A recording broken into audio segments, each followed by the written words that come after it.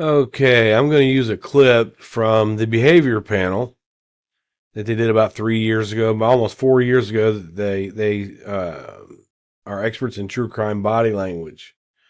All these men are experts in their field, and there's a section in it where they focus on words that Darlie said and how she said them. And I thought it was interesting, so I thought I'd put it out there just in case people that watch my channel haven't seen it yet, or they haven't honed in on this direct part. But there's a behavior panel on YouTube. The video is Darlie Routier innocent? Darlie Routier body language revealed by the behavior panel. This is real interesting. A sort of lead means somebody said something, I'm going to follow up. Well, guess what? I'm going to be like one of those little herding dogs on her heels right here. Because what kind of a person says, well, I'll tell you what, somebody who did this wouldn't do, they wouldn't do that. That tells me how her brain works. Right, and see, before they made this video, a lot of us non-supporters honed in on that. How does she know what a guilty person would do? How does she know that? Or wouldn't do? How does she know that? So the next question for me is, well, what would they do, Darlie? And I'm going to follow her circular logic and figure out how she came up with the idea to go have this birthday party and why. And that's through words, push-pull words, things that mean something. They genuinely wouldn't do this. I want to know why she's thinking that. And that gives you an insight into her psyche. Now, she might just be really dumb and thought, hey, maybe my people will feel better about me if I do this because I've already gotten some scrutiny. Maybe that's who she is. But we always talk about real smiles, Duchenne smiles, and fake and nervous smiles. Go watch her face. I'm not going to tell you any more than that. Just watch her face during. Let's talk about the silly string video where she's experiencing genuine joy. And she really is having genuine joy there. You can see that smile all the way up. She is relieved and happy. And a lot of people say that she was high. Because, she did make the statement that everybody kept giving me pills. But, there's many people that tell you that medication does not excuse grief. It just doesn't. That's when she's playing with the silly putty or the silly string. Look, I've lost a child. 7 days later, you're not happy. You're not cheerful. I can't remember how long it took before we had a real smile again. It's just that devastating for people. To lose two and then to go do a birthday celebration with those eyes certainly is cause for concern. Does it mean, again, Mark, people are different. Everybody grieves differently. Maybe it's there. But I don't expect to see genuine joy and those wrinkles around her eyes and all of those pieces that we're seeing here. When I get into there and I start asking her questions and I say, so exactly what would a guilty person do? Then I'm going to run down a list and I'm going to start poking, and then I'll loop back and I'll bring up the fact she's having fun at the side of the grave, bring up the video and say, here's what I know here, here, and here. And I'm going to force that slip. I'm going to force that out of the rehearsed and into the natural person and what comes up. It's catch-22 to say that only a person who thinks that's what a person who kills someone would do to hide. But it sure gets to a pretty interesting time when you start using words like that. So we have to be diligent. We have to try to use some guilty knowledge. We have to ask some questions, try to take her story apart. But man, that one screams, because that's exactly how a person who's trying to hide something would think. Chase, what do you got? We're getting to the point of writing a book called If I Did It at this point. We're doing a little social speculation. And there's some rapid eye blinking here, which is kind of a TDS, transderivational search. There's pretty solid movement down to this downward area down here, her 7 o'clock. And there's a lot of dissociative language here. And I think she says this is the last thing a guilty person would do, was to do that. And she's very certain. She says, I can guarantee it. She's very certain because she thinks that she's got stuff figured out. And she thought this through. She says, I can guarantee that's the last thing, because I've thought a lot about this. I've watched 13 seasons of Murder, She Wrote. This would never happen. Or, whatever it is. I don't believe it. I don't believe this at all. I think there's probably some grief there. I'm sure she missed her kids. That was extremely unusual behavior at best at the graveside. That's all I got. What really worked for the prosecution at the trial was this videotape of the party at the grave. Happy birthday, dear Devin. I asked Darlie to look at it again.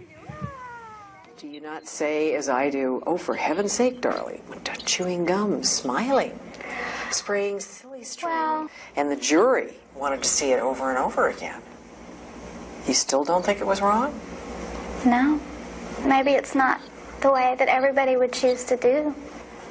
But I can guarantee you the last thing a guilty person would do was to do that. All right. Your husband's mother said to me, you said to her, wouldn't you want to see the person who did this die? Do you remember those words? I do. And I still feel that way today. But if it's you who dies... I know the truth. I know what really happened. I know that somebody else did this. So if I'm put to death, I'll leave this world with a free conscience. All right, Greg, what do you got? I don't have a whole lot on this one. Her blink rate increases a little bit, but she's doing the romancer. Staring right at the woman's eyes, trying to make sure she says the right thing. And all of her organism, all those successful behaviors are back. Yeah, I'm talking like this, and I'm going to be very innocent, and I'm going to be whatever. You know, it just all comes up as she tries to do her whole convincing act and that thing. And then she gets into some circular logic that I have no idea what kind of sense that makes. None at all. So I'll die with a good conscience. But you wanted the person who's guilty to die for it. Well, I'll die with a good conscience. That's a resume statement of sorts, to use your thing, Chase. But it makes absolutely no sense. And then she says, I know what happened. That's a step. She almost steps in it, and then she corrects and says, that's somebody else, not some scumbag, not some, here you go again, Chase. People usually, there's your vanishing perpetrator. It's just random somebody. It's not that man that broke into my house at night, stabbed my children, cut my throat, and climbed back out the window. She almost steps in it when she says, I know what happened, and she quickly goes to fill it up. I think it's more this organism has been successful by being this innocent, shy, at times person. And then suddenly, when things don't go her way, I'll bet there's a different person. I'd like to see what her relationships, other relationships are like and see what other people have to say. Because I guarantee you, angry Darlie is different from sweet and innocent Darlie. It'd be interesting to see that. And all of us are. I mean, anybody who gets angry is going to be different, but I would bet her anger is very different from this thing. So, Chase, what do you got? When she says somebody else did this, I think there's some truth to that. Because I think she compartmentalizes her behavior or dissociates her behavior to where she feels like that was another part of her that's responsible for this. And the part of her that's sitting there right now that's worried about going to prison does have a clean conscience. And I think that psychopathy, I'm not a doctor, psychopathy regularly adjusts itself and calibrates itself based on those things. That was a different part of me. It's not me right now. That's different. So that's why, as Scott was talking about sweet and sour chicken, that's when that stuff happens. It's a different part. When we should see some grief, we see pretend grief. We see people faking it. If you want to see grief, it should make a little V shape, like if Greg could demonstrate that little shape there. That's it. And we see some wonderful pupil dilation here in this video. It's really great. I think it's at least 2 millimeters of dilation, which means expansion. And this upward gazing, this downward head is something that was cool back in the days of Betty Boop and probably stuck around till Princess Di. And it's not a normal way of communicating anymore, especially for an adult. And I think her fake grief gives us a little bit more in that it's asymmetrical. And what I mean by this is the part of the brain that does real facial expressions I guarantee you have never had a really enjoyable experience where you had to think about smiling.